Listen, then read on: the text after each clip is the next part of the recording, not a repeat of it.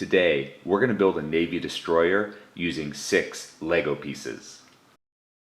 These are all the pieces you are going to need. In the description of this video, I left the piece names, count, and design IDs. We're going to start with this 1x3 plate. And on that front stud, we're going to get a 1x1 plate with single tooth and just put it on top of that front stud like this. And on those back 2 studs, we're going to get a 1x2 plate and just put it right over there on top so it's nice and flush.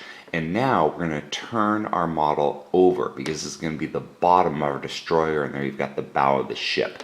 Now the next thing we're going to do is put some guns on our destroyer. These destroyers are very well armed. And to do the guns, we're going to get one of these minifigure hands. And you're going to have it so that the kind of the taller part, or the top of the hand, is going to go into our model. And now I've found this can be very difficult, but the best thing for me is to kind of grip the minifigure hand like this, and then I'm going to go where the bow of the ship is, where that tooth plate is, and then go sideways. So I'm going sideways at a 90-degree angle on this plate.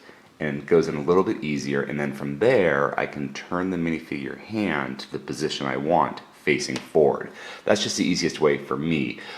Just a little tip, because I know using those minifigure hands can be difficult. And now we've got to create the bridge of our destroyer. And to do that, we're going to get a 1x1 round plate with a hole in the stud and put that upside down into the center of our 1x3 plate like this.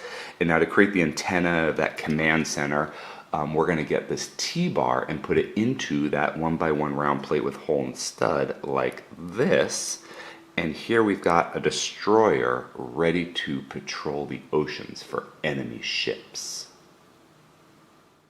If you enjoyed this video, please subscribe or check out some of our other videos. Until next time, let's keep building together.